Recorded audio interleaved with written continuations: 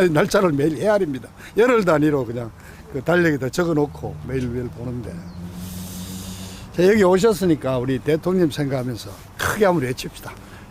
대통령님! 대통령님! 사랑합니다! 그래.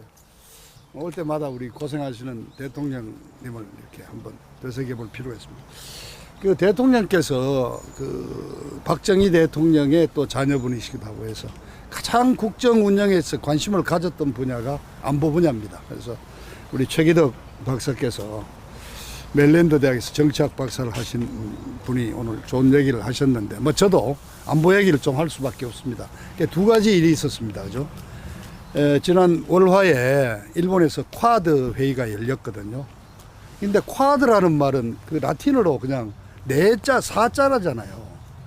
그 일본, 미국, 일본, 자 미국이 주선을 해서 태평양 세력의 중심인 오스트레일리아, 호주, 그리고 트럼프 대통령이 오고 나서 옛날에는 이걸 동아시아, 뭐 아시아 지역 이랬는데 인도를 포함해 가지고 아시아 대륙의 중심이죠.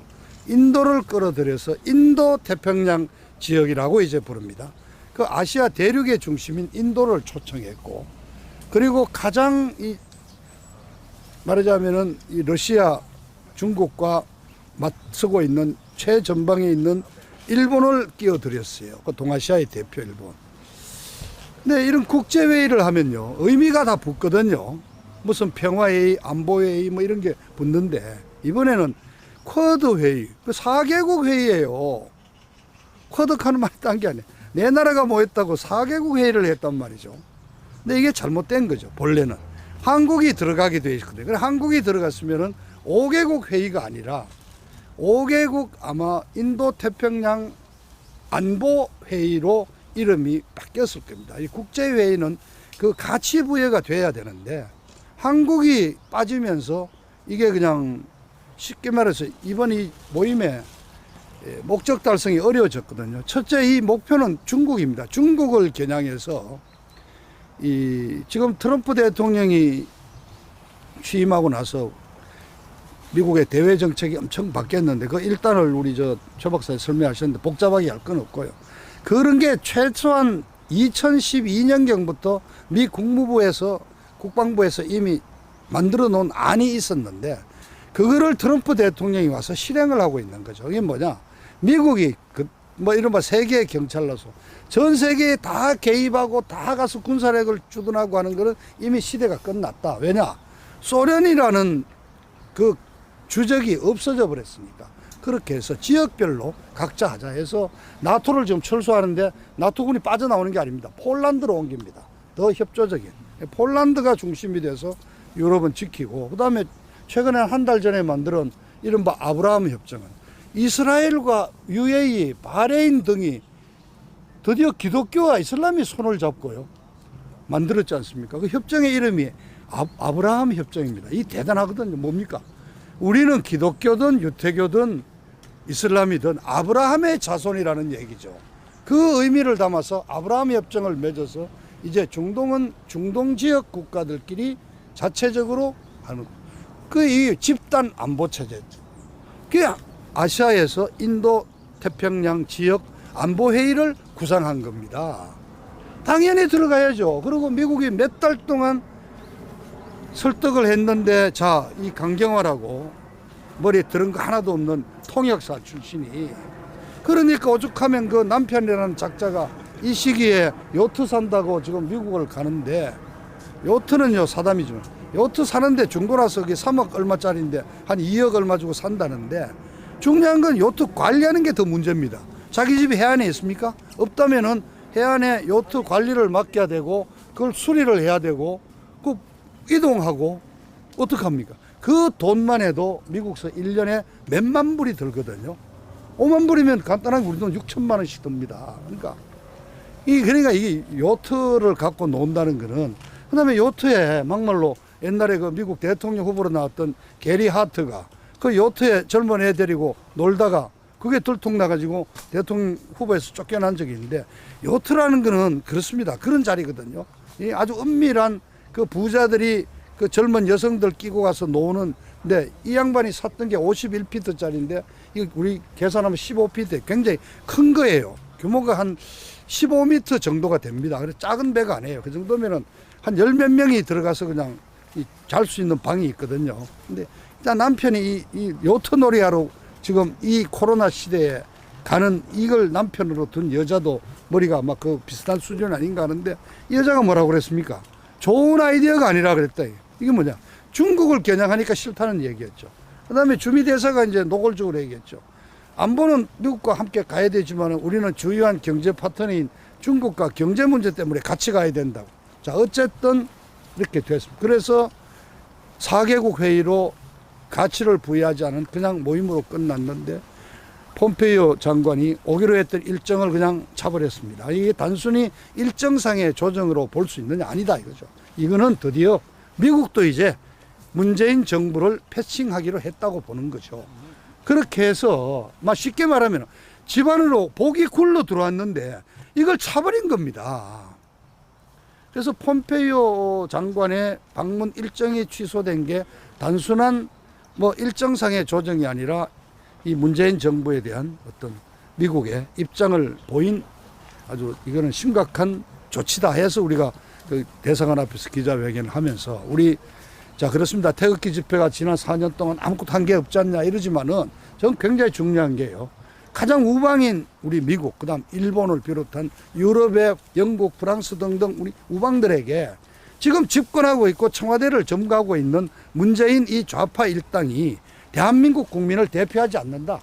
맥시멈 줘도 선거 때 얻은 41%밖에 대변하지 않고 나머지 50%가 넘는 국민 대다수는 안보에 있어서는 미국 당신들과 한미 동맹을 기반으로 한 안보 태세를 우리는 믿고 있고 우리는 자유민주주의, 시장 경제를 지키고 있다는 것을 누가 대변했냐? 바로 우리 태극기 그 꼰대로 불리고 틀딱으로 불리던 우리 어른들이 나오셔가지고 이걸 알려준 겁니다.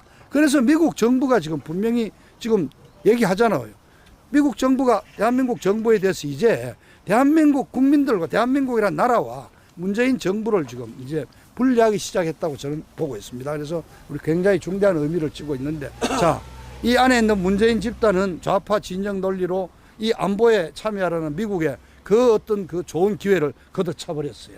자, 그리고 이제 어제 10월 10일이 이 10월 10일이 중국에서는 쌍십절 건국일이죠.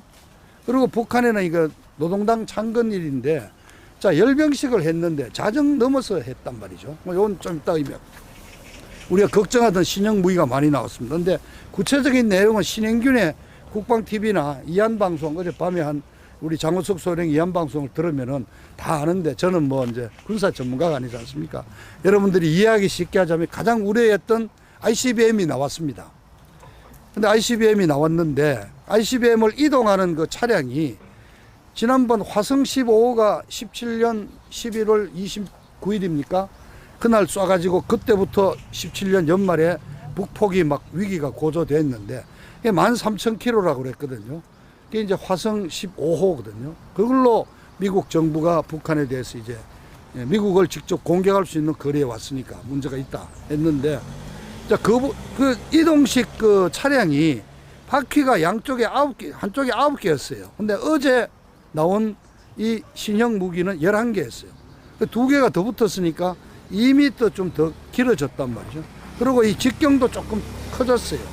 그렇다면 이거는 이제 화성 16호가 아니겠느냐. 공식으로는 이제 발표를 안 했고, 명칭은. 근데 이게 보니까 15호는 탄두가 하나였는데 중간에 보니까 여기 있어서 탄두를 3개짜리 하는 다탄두 핵미사일이다. 그렇다면은 커지고 길어졌으니까 연료가 들어가니까 이거는 15,000km 정도 날아간다 하면은 미국 전역을 미국 서부만 아니라 이제 하는 16호가 이제 드디어 나왔고요. 또 하나 걱정했던 게 잠수함에서 발사하는 잠수함 SLBM, 잠수함 발사 탄도미사일이 드디어 공개가 됐는데 그 전에 북한이 들고 나왔던 것보다도 이 직경이 훨씬 커지고 규모가 굉장한 게 하나 나왔습니다. 자, 가장 무서워하는 전략 무기 2개가 나왔어요. 전 세계에서 이 전략 무기를 3가지로 해요. 트라이아드라고 그러는데 여기에 하나 더 추가가 되면 뭐냐? 바로 전략 폭격기입니다. 근데 잠수함이 어려운 거는요. 북한이 기어 나와서 태평양을 넘어가서 샌프란시스코 앞에서 와서 금문교를 때리는 상황이 벌어지면 막을 수가 없잖아요. 그 넓은 태평양을 어떻게 잠수함이 침투하는 걸 막을 수 있겠습니까? 자, 그래서 전략 폭격기는 이른바 B1, B, B2 이거는 미국만이 갖고 있죠. 그래서 미국이 세계 최강이라는 이유는 트라이아드라는 전략 무기, 그러니까 전략 폭격기, ICBM 대륙간 탄도미사일, 세 번째 잠수함, 핵 탄도미사일 발사할 수 있는 핵 잠수함, 이 세 가지인데 북한이 겁도 없이 두 개를 지금 가졌다고 어제 공개를 한 겁니다. 그리고 어제 그 이한 방송에 장우석 소령이 열심히 그 말씀한 게 탱크가 바뀌었다. 근데 이 탱크가 장우석 소령이 딱 보더니 얘기를 하대요. T-14라고 2015년에 러시아가 개발해서 공개한 아르마타 탱크를 그대로 개조한 것 같다.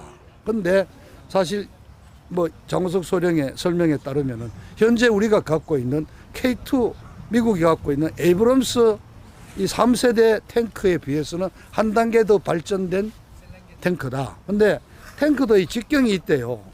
옛날에는 40mm 정도였는데 요즘은 105mm를 우리나라 옛날 탱크는 달았고 최근에 이제 120mm까지 가는데 120mm면은 사거리가 4에서 6km래요. 근데 소련의 그 아르마타가 150mm를 달 수 있다고 하면은 10km래요. 그다음 탱크는 멀리서 보고 이제는 조종해가 먼저 때리는데 옛날 그 영화에는 먼저 각을 보고 먼저 때린 놈이 이기는데 이제는 유도탄으로 하잖아요. 사정거리가 4km밖에 안 되는데 10km짜리 탱크가 나왔다면은 지는 거죠. 그래서 어제 그 오늘 새벽에 한 장우석 소령 그 이한 방송에서는 탱크가 바뀌었다는 걸 굉장히 심각하게 하면서 이 신은균 씨도 오늘 그랬어요. 이 재래식 무기에서 북한이 완전히 현대화를 이루었다. 그래서 어제 연설을 이렇게 설명을 해보면은 우리가 이 자주 군비 태세를 확보했다 하면서 우리는 이제 이것으로서 이 동아시아 지역의 평화를 유지할 책임을 느낀다. 이런 얘기를 했거든요. 이게 다른 말로 하자면 이제 우리는 남한보다도 더 센 재래식 무기 갖고 있고 우리 핵무기까지 갖고 있으니까 동아시아의 평화 유지는 이제 우리가 좌우한다는 어떤 자신감을 표명한 거 아니냐. 심각하다. 하여튼 심각하다. 그 외에도 여러 가지가 있습니다. 신인균 국방 TV를 보시면 오늘 오전에 나온 거 보면 아주 자세하게 되어 있습니다. 그런데 자, 그럼 미국이 근데 이제 자 이걸 보면 알지만 이게 이렇게 이 제재를 하는 지난 3년 그 유엔 제재를 무릅쓰고 이렇게 할 수 있었겠어요? 그 원인은 뭐냐? 일단은 중국이죠. 중국이 지원을 했겠죠. 중국이 각종 무기와 이동식 차량도 보내주고 기술 지원을 했겠지만은 장갑차가 하나 나왔는데 그 장갑차가 한국형 최신 장갑차 뭐 K9 뭐 장갑차하고 거의 비슷하다고 그러는데 한국에서도 이 문재인 좌파 정권이라면은 충분히 필요한 부품과 연료 및 또는 어떤 재원을 충분히 공개했을 전달했을 수도 있겠죠. 그래서 미국이 이자 우려하던 어떤 미국 전체를 타격할 수 있는 ICBM을 보내보고 있으니까 가만히 있지 않을 거다. 누가 이런 이 기술력을 제공해 줬을까? 그 제공 원인자를 찾을 거고 돈이 그럼 어떻게 이 막대한 개발비가 조달이 됐을까? 찾을 거고 해서 어쨌든 선거 이후에 이 문제는 상당히 심각하게 될 거다. 이제 이렇게 우려를 많이 했습니다. 근데 저는 이제 조금 저 나름대로 이제 새벽에 보고 매료했는데 새벽에 했잖아요. 밤 12시 넘어서 했어요. 열병식을 왜 밤에 했을까요? 그 이유는 그거더라고요. 평양이 지금 2시간에서 4시간 하루에 전기를 2시간에서 4시간 제한 공급을 하는데 그날 밤에 말하자면 밤에 평양 시내 불을 다 밝혔고 중계방송에 나옵니다. 밤새도록 말하자면 이제 돌아가면은 동원됐던 분들과 한 20만이 그 동원됐던 분들 돼지고기하고 이제 주고 밤새도록 말하자면 잔치하는 분위기로 축제하는 분위기를 만들기 위해서 밤에 했다는 설명이 나오는데 그럴 수도 있겠죠. 근데 두 번째는 전 아직까지 뭔가 숨기고자 하는 게 많았던 것 같아요. 첫째, 지금 그 캐나다에서 활동하시는 윌리엄 리라는 분이 대번에 김일성의 사진을 분석해 가지고 저 가짜일 가능성이 높다. 좀 이상해. 귀가 김일성이는 좀 동그란데 이 친구는 조금 좀 이렇게 좁더라고요. 그다음에 목소리도 이게 음향이 이거 연설을 대중 연설을 하면은 이렇게 울림이 있는데 반향이 없이 일방적으로 나왔다는 거는 녹음했던 거를 일방적으로 틀은 게 아니냐는 적도 있고. 그다음에요. 무기도 실제 이제 열병식에서 내놓는 무기는 이제 일반적인 상식에서는 상용화했다. 실전 배치를 한다는 걸 의미하는데 밤에 그건 근데 이제 의문을 많이 갖는 거예요. 지금 ICBM의 경우 지금 미국이 분석하기를 대기권을 올라갔다가 대기권을 뚫고 나와야 되잖아요. 그때 알다시피 우리 우주선에 보면 막 만 몇천 도의 고열에 2만 도가 넘는 고열에 시달리는데 과연 북한이 아직도 그 2만 도가 넘는 대기권 재진입 때 마찰열을 극복할 수 있는 탄두 및 기술력이 개발이 됐냐는데 의문을 제시하고 있거든요. 근데 그런 걸 안 보여줄 수 하기 위해서 밤에 이렇게 새벽에 얼음하게 한 거 아니냐 하는 그럴 가능성이 있고요. 또 한 가지 저는요 공부를 좀 했습니다. 잠수함 그 발사 미사일이 나왔는데요. 덩치가 너무 커요. 근데 이거 되려면은 이른바 잠수함의 등급이 있거든요. 오하이오급 잠수함이라는 게 있습니다. 그게 뭐냐? 핵연료를 하고 있고요. 핵연료를 그 연료를 하고 있고 미국 잠수함의 핵심인데 전 세계를 돌아다니는 순양 핵 잠수함입니다. 그 오하이오급은 170m에 폭이 12.8인가 이래 되는데요. 북한이 갖고 있고 러시아가 갖고 있고 중국이 갖고 있는 주력 잠수함은 한 단계 떨어진 로미오급이거든요. 우리도 지금 로미오급 수준 아직 우린 뭐 로미오급이 한두 척 있고 좀 더 미친데 로미오급은 딱 절반이에요. 60m에 6m짜리인데 딱 전문가들이 첫 번째 한 얘기가 저도 딱 그 잠수함 오늘 이번에 북한이 공개한 그 탄도미사일은요 최소한 3기를 집어넣어야 되는데 로미오급에는 들어갈 수가 없는 거예요. 그러니까 북한이 아직도 완벽한 개발 안 했는데 이 위장으로 이 새끼들 그냥 모형을 내놓은 거 아닌가 볼 수 있는. 일단 맞다 하더라도 잠수함에 들어갈 수 없는 그 큰 덩치를 어디에 소화를 합니까? 그러니까 이런 거를 감프라치하기 위한 하나의 또 그거로 이 어두운 밤에 했을 수도 있다. 그러나 재밌는 또 얘기가 있었죠. 뭐 갑자기 아마 북한 역사상 처음일 거예요. 최고 지도자 거의 신으로 취급받는 김씨 세습왕조의 제왕이 갑자기 그냥 뭐 경제난으로 이 전염병으로 인민들의 어려움 하면서 안경을 벗고 막 눈물을 흘리는 모습을 보였지 않습니까? 그랬더니 우리 또 대깨문들이 또 이 주사파들이 드러나가 뭐 자비롭고 뭐 국민을 사랑하는 자애로운 뭐 지도자의 모습이 보인다는 정말. 그런데 저는 이것만 봐도요 북한의 어떤 그 김씨 집안의 신성이라는 게 이제 깨진 거예요. 그러니까 내가 참 정치가 잘못돼서 여러분한테 어려움을 줬다, 여러분들이 이해해 달라는 얘기가 나올 정도라면은 이제 북한의 지도부가 상당히 어려울 거다. 이제 어렵다는 게 이제 드러난 거라고 볼 수 있는 거죠. 그래서 하여튼 이런 얘기 처음 들어봤을 때 잘 안 하시는데 제가 보기에는 그래서 좀 그런 약간의 이 뻥도 있는 열병식이고 또 대낮에 이걸 공공연히 했다가는 도발한다는 어떤 그 빌미를 잡힐 수 있으니까 그런 여러 가지를 해서 이렇게 자기들로서는 아주 최대한 도발의 빌미를 주지 않는 선에서 자제하면서 그러나 또 이런 뭔가 뻥을 좀 치고 싶고 이런 게 이루어진 어떤 행사다. 하여튼 안보가 그렇습니다. 그래서 10월 스프라이즈라고 그랬는데 뭐 대통령 선거가 이제 딱 3주가 남았는데요. 그렇습니다. 저하고 이제 우리 최 박사님은 멜랜드 대학에 공부하러 오셨고 저는 보이스 오브 아메리카 기자로 가 있다가 한국에 귀국했다가 다시 또 특파원으로 가서 저도 8년 레간 행정부 출범하는 80년에서 88년까지 있었고 우리 최 박사님도 레간 행정부 8년을 거의 미국에서 공부를 하면서 지켜봤는데 그때 우리가 같이 지냈던 친구가 문정인입니다. 우리 최 박사하고 멜랜드 대학 정치학과에서 같이 공부를 했던 친구가 문정인이 지금 이 좌파 특보인데 우리보다 하나 위입니다. 그 연대 육구학번이고. 아니야 최고. 육구에 육구. 그래? 근데 야 육구 졸업해 한 재수했네 그러면. 근데 외대 갔다가 와서 이 친구는 저 제주도입니다. 제주도 출신인데 저는 그때 제가 아마 그 우리 최 박사님보다 먼저 만났어요. 한 1년쯤 전에 어떻게 만나가 그 친구 오자마자 만나.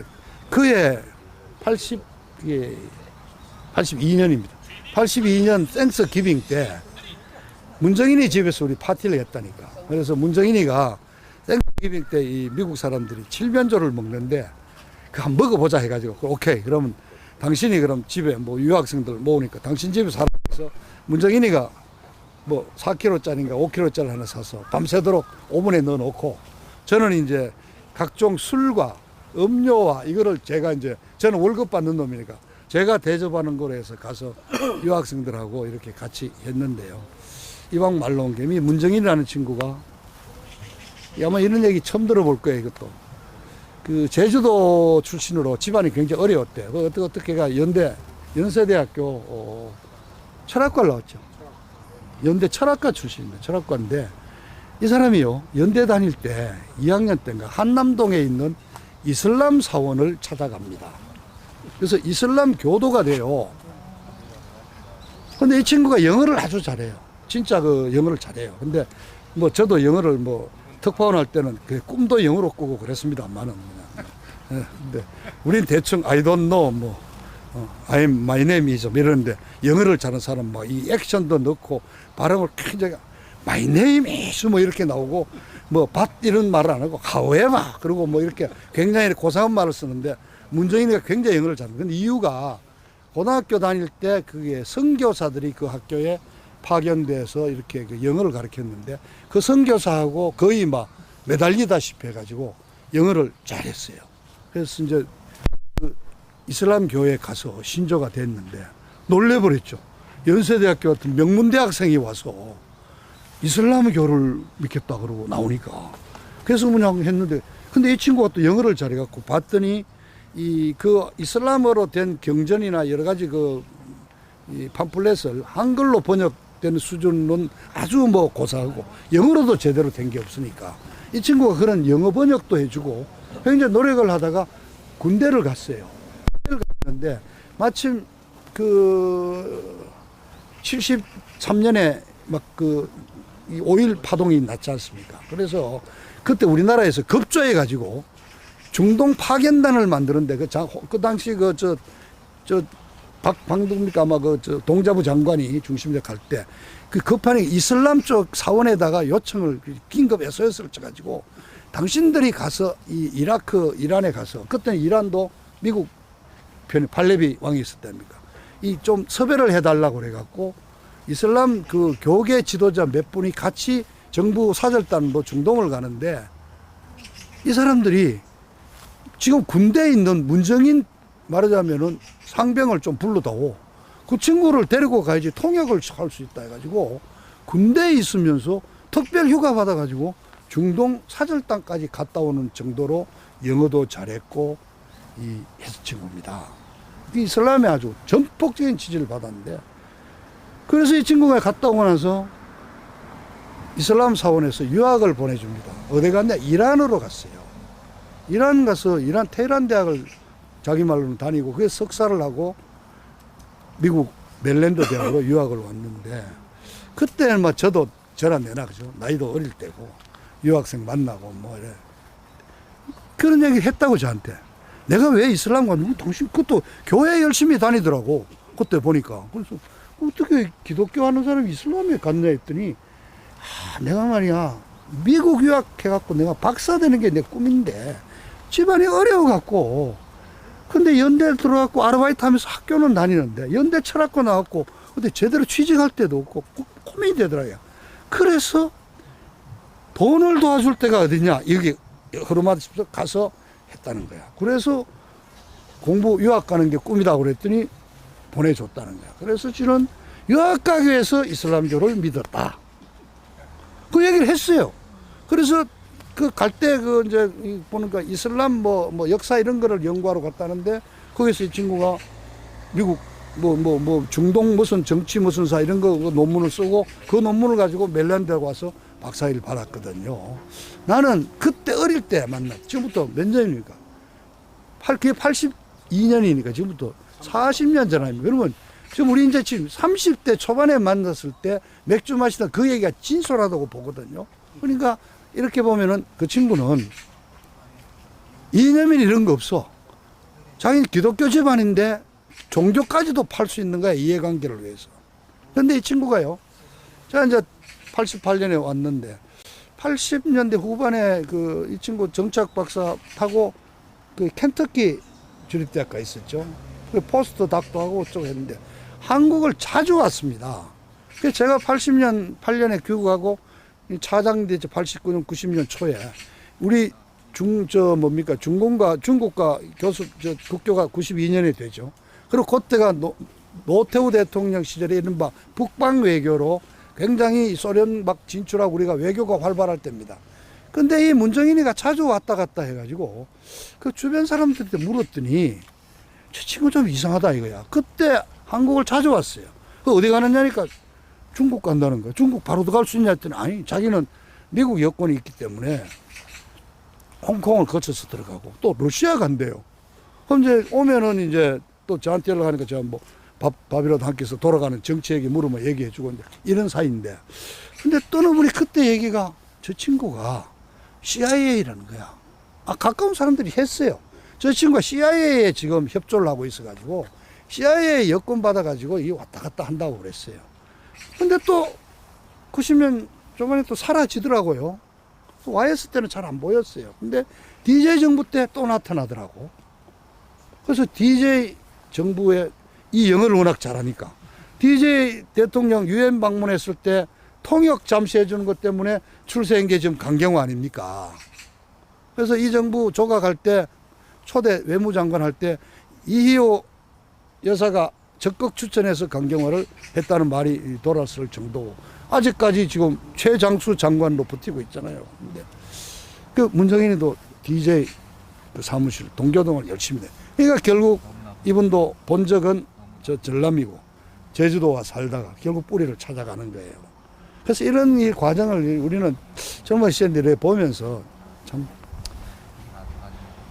그러니까 여러 가지 감회가 있습니다. 우리 40년 전에 워싱턴에서 만났던 우리 최기덕 우리 동지를 또 여기 만나가지고 이렇게 시민운동을 대한민국의 그 국본을 중심으로 이렇게 하고 있는 감회를 말씀드리면서 대한민국의 안보가 지금 굉장히 심각한 위기에 처해 있다. 그런데 또 뭐 어제 이동욱 회장도 말씀하지만 밤이 깊으면은 새벽이 이제 올 때 가까운 거고, 그러니까 결국 이 문재인 좌파 정부가 이제 친중, 친북 그리고 반미 노선을 노골적으로 표명한 이제 결정적인 시기가 왔기 때문에 여기에 대해서 미국도 그에 대한 이제 그 후과라 그러죠. 그 어떤 결과가 아마 있을 거다. 그러면서 그래서 지금 돌아다니는 얘기가 강경화 장관을 지금 미국 그 뭐 쪽에서 수사하고 있다는 얘기가 여러 가지 들려요. 공식적인 외교 카운터파트가 강경화인데 그다음 미국 정부에 대해서 여러 가지 말하자면 많이 헛된 정보를 거듭된 정보를 주면서 북한과 따로 여러 가지 이걸 했기 때문에 뭐 조사를 하고 있다. 그래서 최근에 강경화가 미국 간 적이 없고 계속 뭐 그 밑에 그 밑에 친구들이 이재훈이가 가고 계속 차관들이 들락거리고 있는 이런 뭐 그런 얘기도 들리고 뭐 여러 가지 하여튼 미국의 어떤 이 여기에 대한 분명한 어떤 조처가 있다고 합니다. 그리고 하여튼 중요한 건요. 우리 태극기 집회가 4년 동안 우리 어른들이 열심히 나와서 얘기하면서 문재인 정부가 우리 대한민국 국민 5,500만 국민을 완전히 대변하는 단체가 아니고 쟤들은 그 자기 좌파 주사파의 진영 논리 맥시멈 41% 이상을 더 대변하지 못한다는 것을 우리가 미국 정부에 인식시켜 줬다는 그 한 가지만으로도 지난 4년간 우리 여러분들이 노력하신 태극기 집회에 보람은 우리가 거둘 수 있다는 말씀을 드리는 것으로 하겠습니다. 다시 한번 하죠. 우리 대통령님 사랑합니다. 한번 합시다. 또 다시 대통령님 사랑합니다. 사랑합니다.